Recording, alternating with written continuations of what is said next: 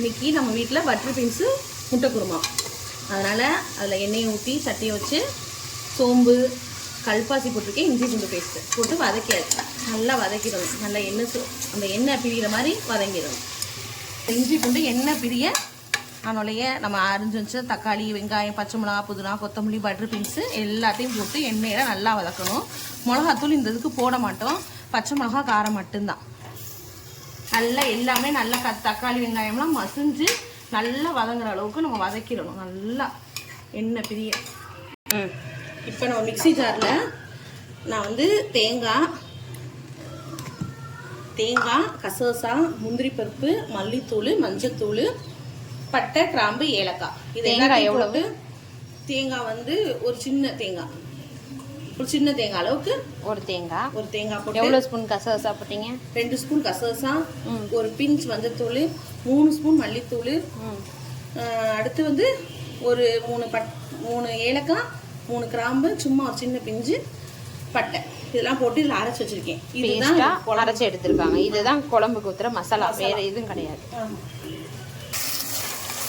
இப்போ ஓரளவுக்கு எல்லாம் வதங்கி நல்லா ஒரு மணம் வந்துருச்சு. நம்மளுக்கே தெரியும் அந்த இஞ்சி பூண்டு எல்லாமே ஒரு வாடை நல்ல ஒரு மணக்கும். அப்போ நம்ம அரைச்சி வச்சா மசாலாவை ஊற்றி வேண்டியதுதான். அந்த ஜார்லேயே தண்ணி எடுத்து வச்சுக்குவோம். அந்த ஜாரை அலசி நம்ம குழம்புக்கு தேவையான அளவு தண்ணி பிடிச்சி ஊற்றியாச்சு. உங்களுக்கு குழம்புக்கு எவ்வளோ தேவையோ அவ்வளோ தண்ணி ஊற்றிக்கோங்க. ரொம்ப தண்ணியாக இருந்தாலும் அவ்வளோ டேஸ்ட் இருக்காது.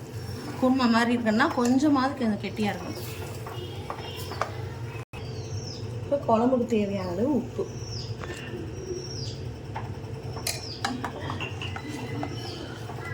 சேர்த்து மிக்ஸ் பண்ணி உப்பு எல்லாம் கரெக்டாக இருக்கான்னு செக் பண்ணிக்கோங்க. காரம் வந்து இதில் மைல்டாக தான் இருக்கும். பச்சை மிளகாவோட காரம் மட்டும்தான். மிளகாத்தூள்லாம் போடாதனால காரம் மைல்டாக இருக்கும். நீங்கள் பட்டர் பீன்ஸ் தான் போட்டு வைக்கணும் கிடையாது.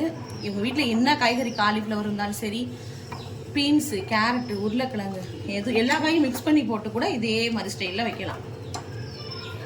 நல்லா ஒரு மிக்ஸ் கொடுத்துட்டு நம்ம முட்டையை நல்லா கழுவிட்டு சேர்ப்போம். நல்லா நம்ம காய் கழுவுன தண்ணியிலேயே நல்லா முட்டையை கழுவி எங்கள் வீட்டுக்கு தேவையான அளவு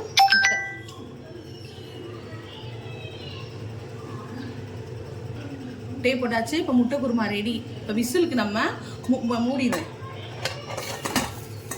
3 விசில் ஹையில் வச்சு 2 விசில் சிம்மில் வச்சா முட்டை குருமா நமக்கு ரெடி ஆயிடும். இது வந்து சாப்பாடுக்கு மட்டும் கிடையாது, சாப்பாட்டுக்கு ஊறுகாய், புதினா, துவையல் ஏதாச்சும் சாப்பிட்டா இன்னும் நல்லா தான் இருக்கும். இருந்தாலும் சப்பாத்தி, தோசை, இட்லி எல்லாத்துக்குமே சூப்பராக இருக்கும். பூரிக்கு கூட நல்லாயிருக்கும். வெஜிடபிள் இன்னும் வேறு ஏதாவது வெஜிடபிள் இருந்தாலும் நல்லா தான் இருக்கும். நான் 1/2 மணி நேரம் தான் ஆச்சு. நான் வந்து சோறு குழம்பு 2மே வச்சுட்டேன்.